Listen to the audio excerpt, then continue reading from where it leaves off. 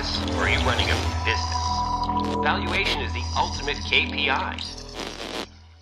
Hey there, it's Mike Langford. Welcome to the Modern Financial Advisor podcast, brought to you by Trulytics by Envestnet. That's right, this is going to take some getting used to. Trulytics was acquired by Envestnet a few months ago, and we are back at it recording new episodes of the show. I'm super excited about the lineup that's coming, and you are absolutely going to love it. For the first episode, we have Julie Pinkerton, CEO of Evozen, to talk about their solution, ClientFirst.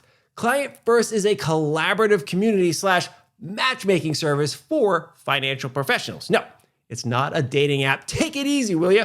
ClientFirst makes it easy for financial advisors to connect with other professionals like estate attorneys, CPAs, financial planners, and so on, so that you can scale your business or spend more of your time doing the things that you love and less of the stuff you don't. You are absolutely going to love this episode. Julie is amazing. Okay, before we get to the conversation with Julie, please do make sure you subscribe to the podcast on Apple Podcasts, Spotify, Google, Amazon, the YouTubes, or wherever you like to get your podcast jammed on. And by the way, notice the new Envestnet Blue we have going on with the show's podcast and video art. It looks fantastic. Sorry, Jeremy. I know orange is your favorite color, but no more orange for you. We'll slip in a little bit here and there. Anyway, okay. And as always, if you have a question or a suggestion for a guest or a topic for the show, hit us up, podcast@trulytics.com, or ping us on the socials. We're active on LinkedIn, Facebook, Twitter. You can find us. I'm real easy to find. I'm at Mike Langford everywhere, okay? All right, let's get this matchmaking session on. Let's do it. Julie Pinkerton, so wonderful to see you. Welcome to the Modern Financial Advisor podcast. Thank you. Very happy to be here, Mike. Appreciate your time. Me too. This is fantastic. I've been really looking forward to this show. I was telling you about this when we fired it up and we were in our conversation before we clicked the record button. Like, there are certain people who you meet, even though you and I have only met each other virtually, where you're like, I love talking to this person. From the moment you showed up on my screen, I'm like, I love talking to Julie. She's got such a wonderful smile and presence about you. It was fantastic. I know this is going to be one of our best episodes ever. Aw, thank you. I appreciate that. Fantastic.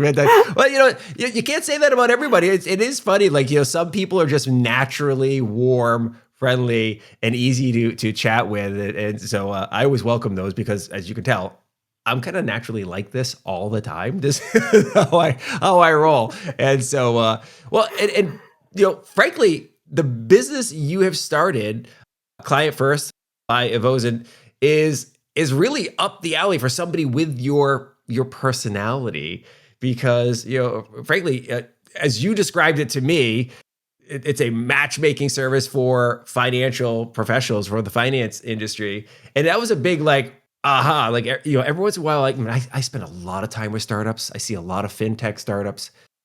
And sometimes I kind of go, okay, yeah, another one of those financial wellness startups. Okay, I've seen a bunch of those or whatever.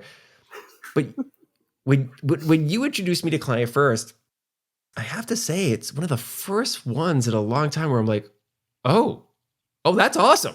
And then I had the thought that I think many of our members of our audience had, which is, why didn't somebody do this before? Like, wait a minute, this doesn't exist already? Why is this just happening now? So let's jump into it. What is ClientFirst, and how does this matchmaking service work? Well, ClientFirst is the only national, fully diverse digital community that's out there for financial professionals and all the people that I feel support the flow of money for a client. And so that's everything from, insurance professionals, of course, the financial advisors, tax attorneys, CPAs, trust officers, all of those people that are out there trying to make it all work for a client. And the problem is that a lot of people have no idea how to find them. So I'm just making that a little bit easier for them. That's great. So take me a little bit back a bit before you decided to start ClientFirst, because you had some epiphanies there, and you shared those with me during our prep call, and I thought they were pretty eye-opening, because this is the type of solution that obviously it takes an effort to get off the ground. Any startup does. Any company that anybody who's ever started a company knows it takes a while. And frankly, the financial advisors who are joining us today in the audience know that building their business takes time, right? I talked to lots of financial advisors and they all say it takes about 5 years before they get to that escape velocity and so forth. So they know there's work ahead of them. So you're sitting there and all of a sudden you're like, hey, this new thing needs to exist. How did that come about? Where was that aha moment for you? Absolutely. I was in the corporate world, and in my last position, I was leading a team that was working with financial advisors, RIAs, hybrid broker dealers, etc. And one of the things that, I was taking a look at was what are the three biggest problems that face financial advisors? And they were very specifically scaling a practice profitably, helping women and minorities to be able to stick in the business, and then, of course, helping mature advisors be able to transition successfully at the highest possible price. And one of the things that I saw was, looking at some of the statistics, was that, for instance, for women, even though there have been intensive diversity issues or initiatives for over a decade, the numbers really hadn't moved. And one of the things that, I'm sitting there thinking, somebody needs to do something about that. And then all of a sudden you realize that, well, maybe some of that somebody is me. And so, in putting together my plans for that year, which I always did a plan B instead of New Year's resolutions, and so in that plan B, what I was looking at was, what do I need to do? And so those three prongs became what is now Evozen and now the ClientFirst platform. So those three legs is trying to be able to make all of those parameters move in a favorable direction. I love it. I love that and I want to dive into like each of those legs, if you will. The first one that really jumped out to me was that scaling concept. And you mentioned talking about scaling, and that's one of the things that's been near and dear to my heart over the years because, if you're an individual advisor at a certain point in time, you do run up against capacity issues, right? It just happens, right? Like there's only so many hours in the Yes. day, but you addressed another capacity issue that I think is really, really important for us to highlight, and it really gets to the crux of ClientFirst. To kind of set the stage, I just got home from a tour of LSU with my son. He was a senior in high school. He started looking at colleges and which ones to apply. And he loves the school, and it looks like it's on the top of his list, which is great. The trip was a good and worthwhile investment. But while we were there, we get to meet with an admissions counselor.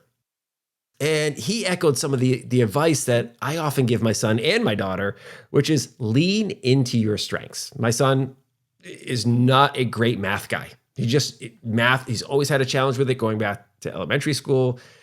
It's part interest, it's just not his thing, right? And like my son, like we all have weaknesses. Some are based on aptitude or lack thereof, and some are based on our preferences, right? Or lack thereof for preferences, right? Yes. So simply put, there are things that we're just not good at and some things we just really don't enjoy doing. And that's true for everyone. So, but the thing is that I think you really hit on with ClientFirst is, hey, the time advisors spend on these so-called weaknesses or trying to overcome these weaknesses, that might be what's holding them back, right? Very much so. Very much so. Yes. We all come to the table with unique strengths. I was a student of Dan Sullivan's strategic coach for 7 years. And that was one of the most major things that I took away from it was that there are things that we uniquely do very, very well. And there are things we don't do so well. Yeah. And a lot of advisors think that in terms of scaling, that they need to do more and keep adding services and keep adding various different ways to be able to attract clients to their practice. And unfortunately, a lot of times they forget that they can do a lot of effort and expend a lot of money, but that doesn't always translate to the bottom line in terms of profitability. And one of the fastest ways that they can actually do more is to do less. And that's one of the hearts of how we want to be able to encourage organic growth. is that we want people to understand that, first of all, centers of influence have been, you know, absolutely affirmed to be one of the very best ways to be able to organically grow a practice. And so by taking on other team members and forming a very tight team around a client, we can overcome our weaknesses by drawing on the strengths and unique abilities of others. And if we do that properly, especially through the added advantage of behavioral analytics, then we have the true ability to really communicate well with our client the very best things. And that enables us to get to the bottom line more profitably and quicker. I love it. I love it. It's, the easiest example for me is, again, I'm a people person. I love interacting with folks, but some of the clerical stuff, if you will, preparing documents or whatever is just, it's a drudgery for me. Right. And I think the same is likely true for many financial advisors. Right. I always look at there's people either get into this business because they are numbers people that, hey, I just love finance. That's my jam. I can't get enough of it. Or they're people, right? They like sales. They like the relationships and so forth. They're usually not both, frankly. They're usually not both of those things. And so they're usually doing one side of the equation grudgingly, right? Now, for the ones who are people and don't really like actually managing the finances, well, a lot of times the firm that they work with or they came up through has some built in, like, oh yeah, just choose one of your portfolio manager. He or she will or go ahead and run the portfolios, and you just have to work with a client. But at a certain point in time, if you're growing your business, especially if you're an RIA or independent advisor, you're going to have a lot more of the pieces to it. And to your point, some of the services, not only are they required in the business that you want to offer, but they benefit you in your client relationship. Like as an example, you mentioned in our prep call, estate planning, right? Well, most advisors aren't estate planners. They don't, right? So let's dig in a little bit. Like, how does ClientFirst go about connecting folks and ensuring it's a good match? Yes, that is a fantastic question, because again, it goes to the heart of what we're trying to be able to do here. When an advisor is looking for another advisor, a lot of times what I have seen is within, groups I have seen on social media, somebody says, hey, I'm looking for a good estate planning attorney in Silver Springs, Maryland. And sometimes they get an answer, sometimes they don't. But most of the time, the kind of answer that they typically get is, hey, my partner was playing golf with somebody last week. Pretty sure he was an attorney. My partner says he was a good guy. And that's about all the vetting that they're doing. And that may or may not be a good fit for the financial planner, much less the client. So what we put into ClientFirst and spent, the bulk of our development costs on was an incredibly robust search engine, so that you have the ability to be able to vet advisors from all over the country. And you can do that not only geographically and by what kind of whether they're, again, like for instance, an estate attorney in Silver Springs, Maryland. But I like to use one of our first visionaries. She's in upstate New York. And if you're looking for a financial advisor in that area who has over 20 years of experience, is an African-American female, and oh, by the way, happens to speak Japanese, ClientFirst can help put you in touch with that kind of person. And we can also ensure, because of the behavioral analytics that come from DNA behavior, we can make sure that that person can communicate well with your client or help bridge your communications so that you're able to do that much better for them also. I love, first of all, that's incredibly specific. It would be awesome if somebody actually did go through that algorithm and they're looking for that list of traits. But you hit upon something that I think is really important, right? Most folks in financial advisors aren't super skilled necessarily or experienced in vetting other professionals that they're going. Usually it's like, okay, I'll go with this guy or this lady as a partner for that solution, and it either works or it doesn't work, and then they try another one or whatever. And there was no I guess for lack of a better phrase, a programmatic way or systematic way for them to select a high quality candidate.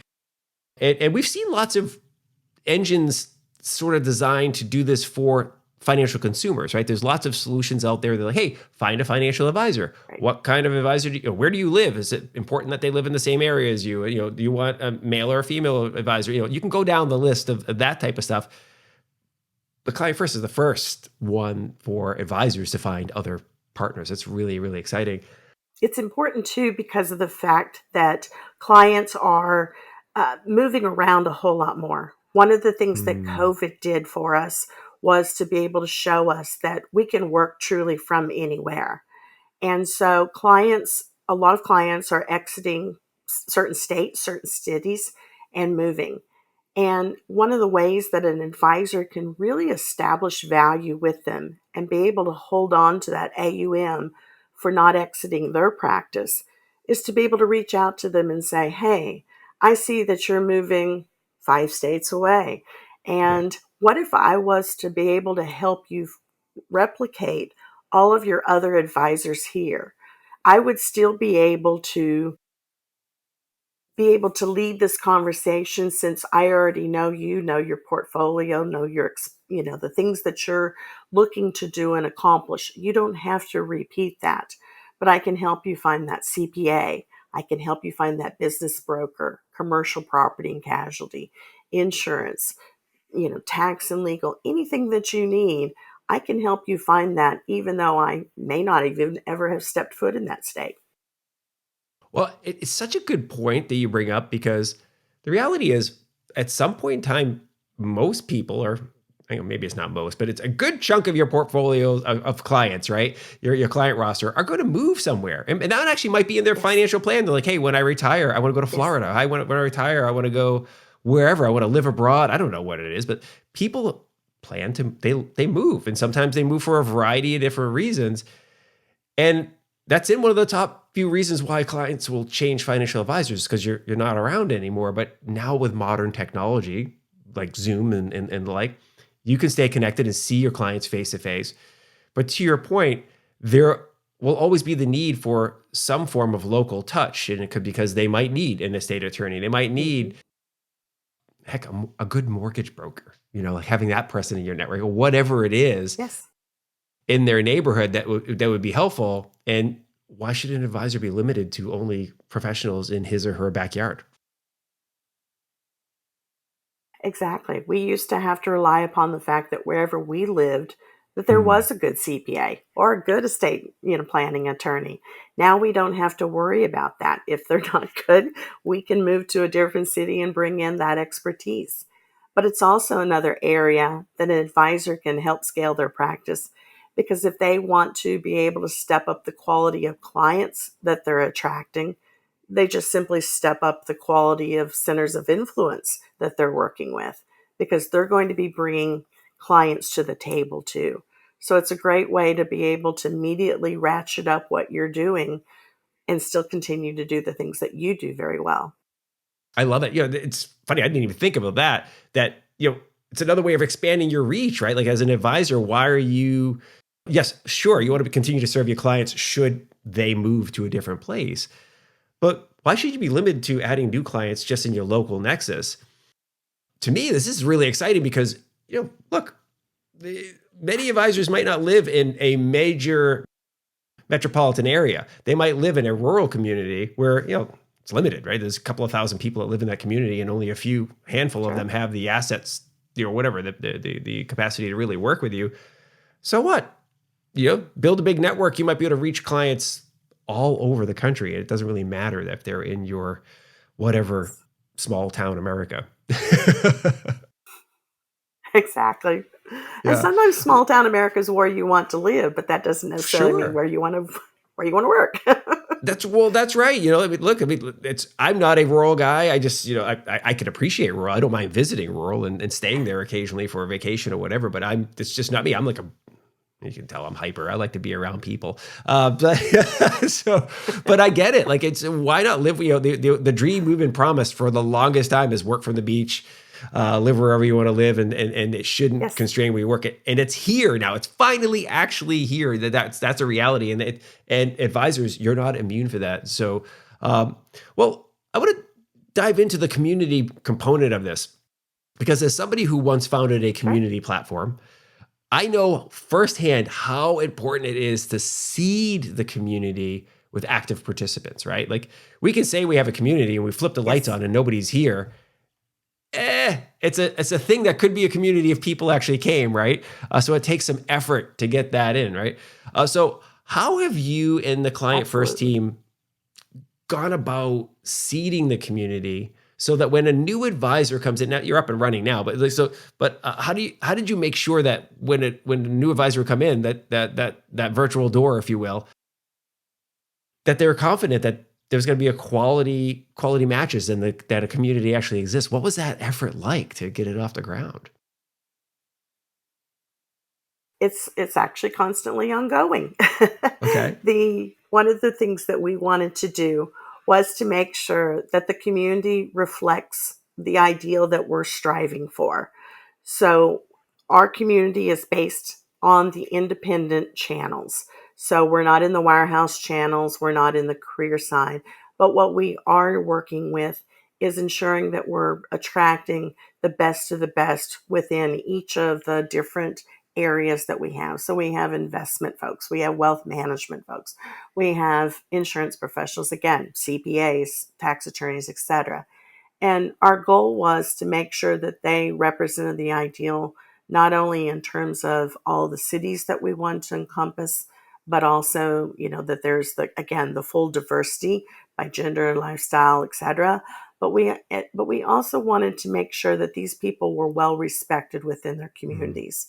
So we brought in people, and I've met people that I have never met before and have attracted them to the community because of the strength of what it is that we're putting together. But it is an ongoing process because the insurance and investment communities are not very innovative. There's a reason we are called a dinosaur out there. And that's partially because, we want to be able to see something that is already built before a lot of people in our industry want to be able to step in. So now that we have built this initial community, these people are serving literally as ambassadors for us and getting the word out to other people. And like attracts like. One of the things that I work very hard on at Evozen and within ClientFirst is that we're walking the same talk that we're having. So when I say that we're building by referrals, we are building by referrals. We are building by centers of influence. We are building by diversity. And we are scaling at a profitable pace. And I'm very proud of what we have built in that regard, and know that every single day that value gets greater and greater because more and more people are coming to the platform. I love it. I love it. It's such an interesting concept, right? The community building and maintenance, if you want to call it, make sure the community is thriving, is way harder than people think it is. Anybody who's ever tried to have like an ongoing in-person event where people come frequently and making sure that they show up and that they are good members of the community or the group you got going on, they know it's work, right? I mean, heck, NFL football just had its week 1, right? A lot of people manage fantasy leagues.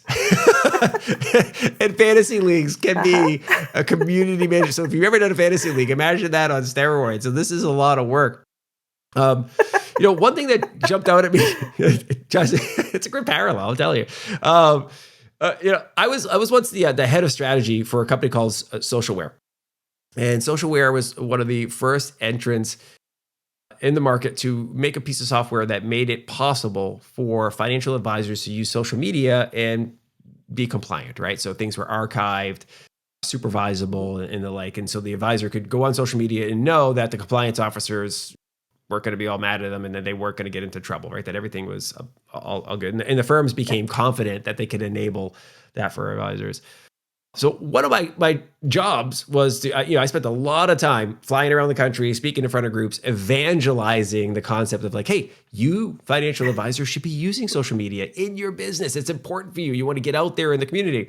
What surprised me, and I heard this over and over and over again, at every presentation, somebody would be like, I don't want people stealing my clients. Like, if I get on social media and I start connecting with my clients on LinkedIn or wherever, people are going to be able to see that and they're going to steal my clients. So there was, believe it or not, some mistrust, some paranoia, if you will. And I think it was kind of unjustified. It's like, if you have good relationships with your clients, you shouldn't be worried. But it's really interesting. How do you at ClientFirst make advisors feel comfortable and confident that when they join the community, that they can trust everybody involved, and that they should be really active, that they should be giving, and they should be, also looking to participate on other levels? How did you go about that? Because you mentioned something about that in prep, and I really think it's an important thing to hit on here. It's huge because it's one of the reasons why people don't use centers of influence, because they are afraid that their client will be taken. So what we did was, from the beginning, we do ask that people wear many hats. So we ask them to choose the hat that they want to put out publicly. And so, for instance, you may have an investment advisor who is registered with a broker-dealer. So maybe they're insurance licensed as well as are able to do investments. If a financial advisor approaches them for insurance because that's the category they chose, then our community says, the protocol says, that you're to stay in your lane. You are to work with them on what they brought to you, not only not take them, but also enhance, the fact that they have already done a good job for that client, reinforce that relationship. And we feel so strongly about it that if anybody comes and tells me that somebody poached their client, I'll immediately remove them from the platform and they will not have an opportunity to come back. This is a platform that is based upon truth and transparency and honesty. And we want people that also encourages them to be able to do the things that they do best. So reinforcing that message that, by focusing on your best strength, you will actually attract more. But there is a second piece to that, and it's something that I personally feel is very important. And that's that I have found that over time, I've had, several decades in this business, but I have found that there's more than enough to go around. So the more that I serve other people, the more they serve me. Sure, every once in a while, someone's going to play dirty, and you have to adjust for that situation and deal with that situation. But for the most part, if you are taking care of other people, they will take care of you. And between that and the fact that we do enforce that protocol as far as making sure that people stay in their lanes and do what they need to do to be the best possible neighbor, we have found has worked really well so far. I love that approach and the kind of that ethos, if you want to call it that, because number one, I'm a firm believer that most people are really good humans. They're trying to do a good job. They care about others. They want to put their best foot forward. And when you get into a professional environment, yeah, I'm going to be somebody who wants to do a great job. And if you're entrusting me with your client, I'm going to do my best because I have an obligation to do so. I should feel that way. But also, I'm hoping to send me more business, frankly, right? If I'm a tax attorney or and you send me a little bit of business, like, this is great. Wow, how many more clients does Julie have, right? Can she send me more of them? That would be awesome. So I don't want to screw it up by going, take her clients because I have this other business. That would just take a long view for sure. Yeah, you would hope so, right? So, but it is funny. I mean, I brought this up because I think it is important. I think every once in a while, we all have paranoid brain or worst case scenario brain gets the better of us and we get nervous. And so I bring it up because it's really important. Look, this is an opportunity for you to go out there, expand your business, to scale to the point we talked about before, and grow better and do more of what you love, more of what you're good at, and let some other people handle some of the things you're not good at, or add new services. Now, one of the other things that you teed on, and you've actually mentioned a few different times already in our conversation, is the diversity angle. And this is becoming more and more important. Mm-hmm. And I know, look, there's going to be some segment that just gets squirrely. Anytime they hear the word diversity, they somehow feel like it's an assault on them. And we are in a business where it's like 90% dudes. And some of them get really tense when they hear diversity, right? Especially guys who look like me, middle-aged white men. They somehow get tense about diversity. But I promise you, I always frame it from opportunity. We're talking about, and we had this one great episode with Laura Gregg on the show. They did this whole diversity study and so forth. It's amazing. I'll link that up in the show notes so if somebody wants to follow up on that. But for me, I always look at it as opportunity here. I want to get your take on why is that a core mission? Because I know it's a core mission for Envestnet, who just acquired Truelytics, and for Truelytics, even before they were acquired by Envestnet, we talk about it a lot. It's something that's very important to us on the show, but also within the companies. Why is that something so important that you want to lead with it when it comes to ClientFirst? I believe it was 2016. I was at the AALU industry meeting which is an insurance leading industry. And they had one of their first conversations on diversity.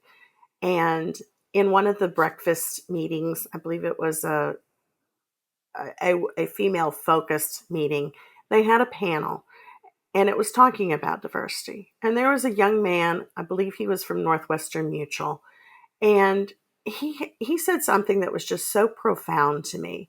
And he said, one of the interesting things about diversity is too many people think that it means somehow excluding a group in order to allow others to rise. And he said, instead, it is that we're just simply divvying up the pie so that everybody's included. And for me, having, gone through this industry, which is male dominated, at one point, I still remember a picture where there was 50 people. And there I was in my little red power suit in the 1990s with shoulder pads out to everywhere. Awesome. And I was this little dot in a sea of navy blue. Yeah. But one of the things that I have found through the years is that there's some amazing people out there already in our industry. And they've been in our industry for a long time. They just really haven't been seen. And so we wanted to be able to approach diversity from a full embrace. We wanted to be able to say, everybody deserves the right to be able to have good financial structure in their lives and good financial advice.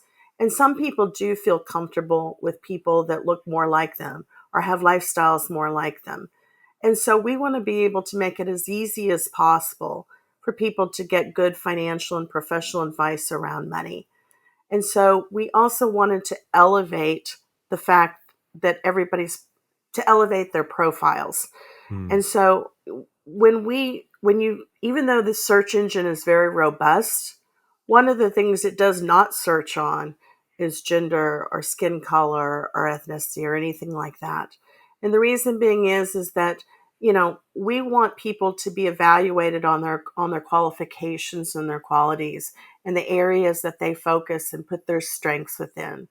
So what will happen is, especially as the community becomes larger and larger, is you'll put in those search criteria for geography and niches, some people like to say. And, a group of people are going to come up. And if you have a preference to work with a woman, you can choose among the females that are in the group. If you have a preference to work with a particular race, you can choose among the races that show up in the group. But those are the ways that we have to be able to elevate people's profiles and to elevate them on what they have already accomplished, which is, I hope, what we're searching to be able to do in our diversity efforts. One other aspect of diversity that I think that is very important also goes back to that scaling question that that first leg of the platform itself, and that's that an awful lot of women and minorities have found that the larger the company or larger the organization that they're in, the less they have felt comfortable. And so we want advisors to be able to scale profitably, to be able to stay as solo practitioners, or to be able to stay in a boutique firm and be able to grow and be as successful as their counterparts that are in larger and larger firms. one of the things that we have found in our latest research is that the industry has actually done a very good job in terms of attracting more minority groups to the business. We are seeing more women. We are seeing more minorities of all groups. What we're not seeing is them able to stay within the business. So our focus, we chose, because there are already good efforts in that area, we chose to be able to help them stick in the business, to achieve the gravitas that they need to be able to achieve everything that they're trying to do, and do that in a way that allows them to have the best of our business.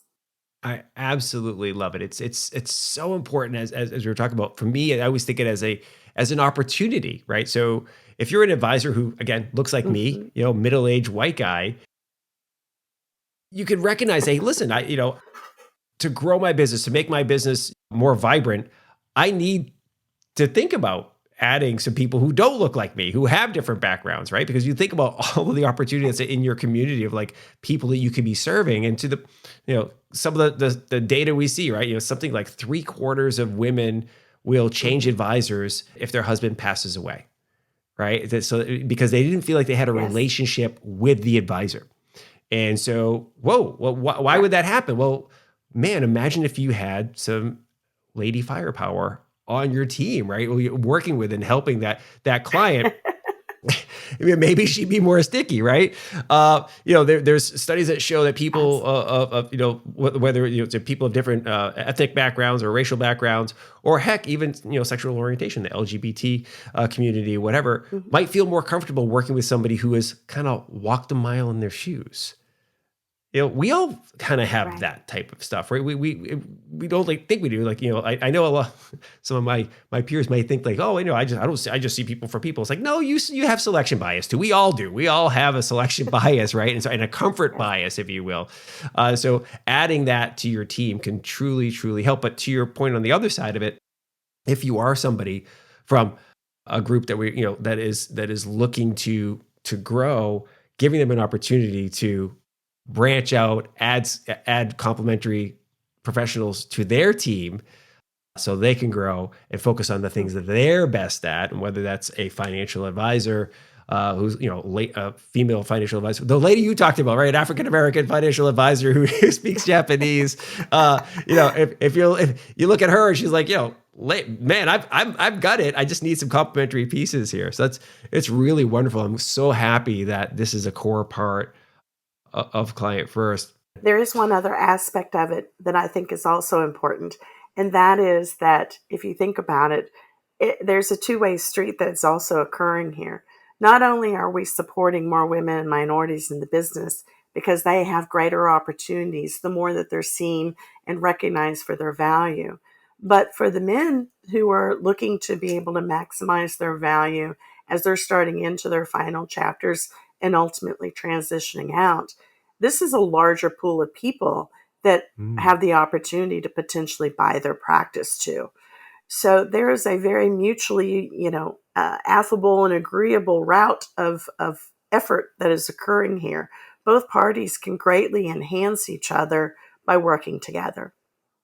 So smart. I'm glad you bridged that. That's where I wanted to go next, is talking a little bit about the succession planning, right? This concept that is your third leg, right? That you're talking about, and that's 100% true. There's some data that I saw. This is like $30 trillion of assets are going to be on the move to women under women Yep. control. McKinsey did this Hmm. study, but another one that my son is particularly thrilled about is that 60% of current college students are now women. And so that the male share of Yes. college educations is dwindling. What does that mean? It can mean scary if we think about like why we're going to have so many more lower educated dudes out there. Why aren't they seeing college as viable? Okay, take that off the table. When I think about the opportunity that exists when like higher educated women entering the workforce, the leaders of tomorrow, it's definitely going to be more diverse from a gender perspective, assuredly. with with them coming into the marketplace, being at a higher education than their male peers, right? Higher educational achievement than their peers.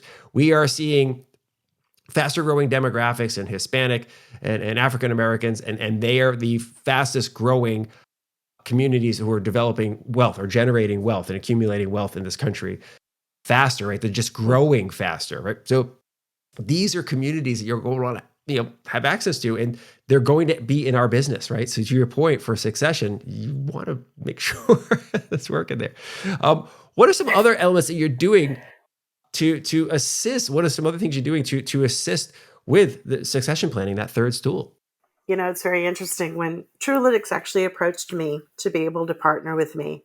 And I was so happy that they did, because I was ready to start taking a look at how we were going to continue to pattern out what we were doing in terms of scaling up and that ultimate transition. One of the most basic things in a financial plan is to be able to get a feel for where you are today. And it's amazing how many people have no idea what the true value of their practice is. And they also do not have an idea of the gaps where leakage is occurring in the value of their practice.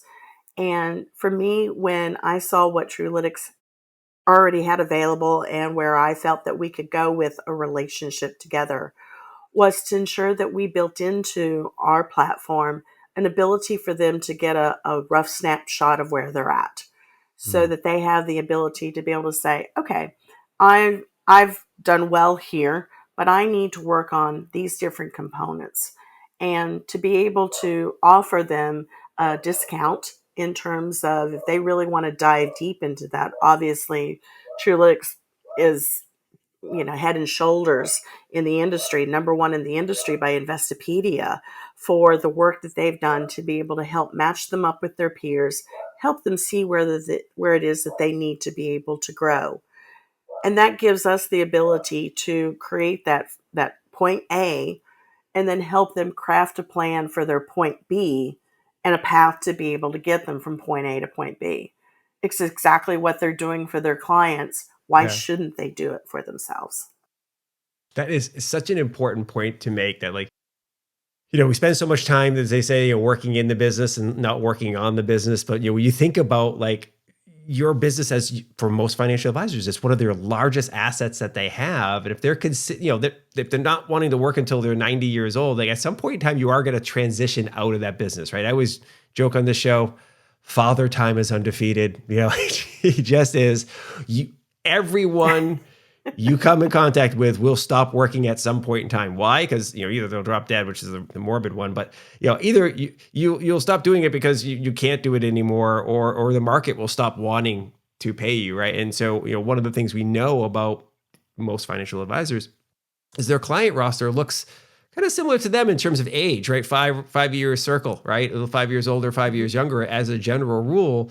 And so we do see occasionally advisors kind of age out and just kind of, consume, the business draws down as they get older. But, there's a better way to plan for succession, and connecting with others and putting in a true succession plan that you can see, okay, this is how I'm going to glide out of the business, is a much, much smarter way. And it's better for your wallet too, I think, in the long run.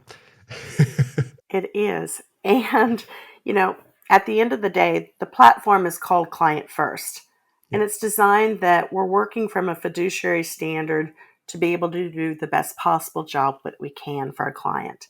That's right. And part of that is that we have our own house in order so that we're able to give our best to our clients. I write for US News, and one of the articles that I did recently was talking about the illiquid assets that are in a client's portfolio. And for most business owners, that is their business. And that can be as much as 85% of their portfolio. And a lot of financial advisors step past that because they don't know what to do with it, because it's not generating AUM currently for them. Right. And they don't realize that if they can bring in those centers of influence and really nail that relationship down with their client to be able to address that. And when they are doing that, typically the advisors that have addressed that within their own businesses and their own practices tend to do the best job at that because they understand how significant that is to that client and their client portfolio. The other thing that I have also, talked about before is that some older advisors may not need to necessarily sell their practices.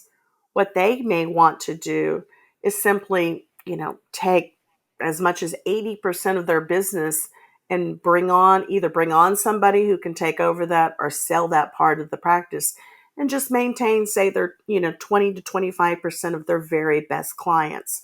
That way they have the ability to reduce the overhead necessary to service that. They're still generating enough income to be able to continue their lifestyle. And now they can work as they choose to at a pattern and pace that matches where they are at that point in life. Super, super smart. I love it. No, and that is super solid advice because it kind of brings us full circle, right? Do the things you love. Like if you still love these core clients that have been with you for a long time, they're your favorite people to work with, and you love interacting with that relationship, you don't have to give that up. You don't have to like sell the whole business and walk off into the sunset. You can keep doing that. Well, let's make sure we get somebody in here to take over the part of the business that is more labor intensive, more time consuming, and maybe involves doing things you don't want to do, right? You might be in that harvest part of your business. I want to maintain these relationships. Somebody else can focus on growing these other books of this business and use that as the jumping off point for their business. So that's fantastic. So we're rounding third, heading for home here. We've had a great conversation.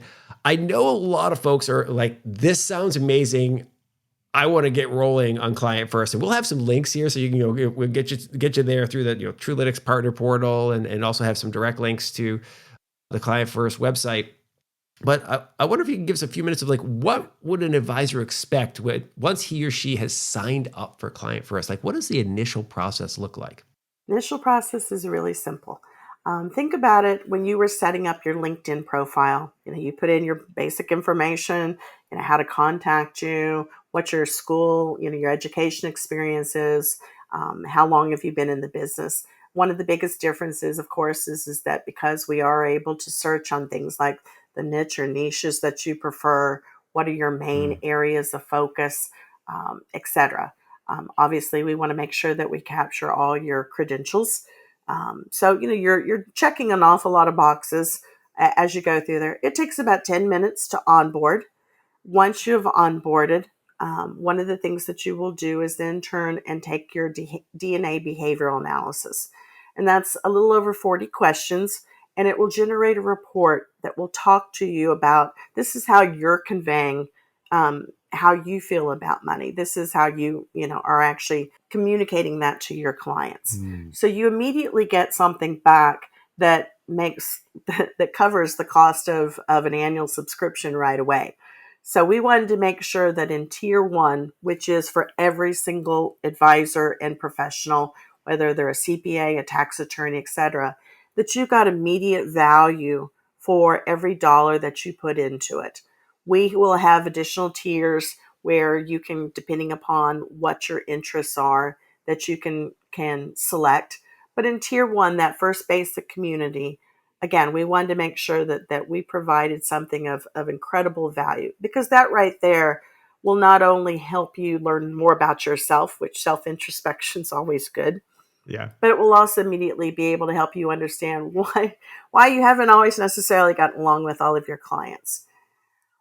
We have a weekly newsletter that we put out that we talk about community connections. In there, what we're showing is various ideas as to how it is that you may want to reach out to a particular client. For instance, we had one recently talking about the fact that we have business owners who are now dealing with the work from home situation. And they may not realize that some of their employees have taken off for states unbeknownst to them. And that can be a problem for them because there are taxing issues related to whether or not they're registered in those states, whether or not they're paying taxes correctly in those states. So right there, a good financial advisor, astute financial advisor, is going to suggest to their client, hey, let's pull in a CPA here that can have a conversation with you to make sure that you're fulfilling all the requirements that you need there. When that advisor then turns and finds that CPA in the area, obviously that's an easier conversation to say, hey, I've got a client right now that I'd like to engage you to be able to talk with. Yeah. So again, there's immediate opportunity for value, but it also goes back to the advisor, goes in terms of how much are they putting into the community. A community doesn't mean that we provide everything. They have to be putting back into the community. They have to be reaching out to those other advisors to help create that value. And that's something that's very important to us, that we're, through that newsletter, we're giving you plenty of ideas of how to be able to create that value for yourself and for your clients, but then also how to be able to create that reciprocity across the entire community. I love it. And that's such a great way to kind of like cap us off here, is like, if you're coming to a community, come ready to engage. Don't be a wallflower. Don't come just for the free drinks. You want to, you want to come to be ready to participate, right? You're about to get something out of this, but you're going to have to give too, right? You have to, not only fill out all your forms and check all the boxes and so forth, but once you're in there, be an active participant. And that's how you get the most out of it as well. Listen, this has been a fantastic conversation, Julie. I really enjoyed having you on the show. We'll get your, all your contact information linked up on the show notes and make sure people can connect with ClientFirst. Thank you very much. And this is great. Mike, thank you. I really appreciate it. And this has been fun. Thank you very much for listening to and/or watching this episode of the Modern Financial Advisor podcast. It's always fantastic to have you with us. Julie Pinkerton and the ClientFirst solution. Absolutely amazing stuff. I am so stoked about this solution because, as you hear me say a few different times, like, this is really needed. Most financial advisors don't have all the skills they need in order to build a scalable, sustainable business that serves their clients holistically, right? Most financial advisors only do a slice of what a client needs as an individual professional.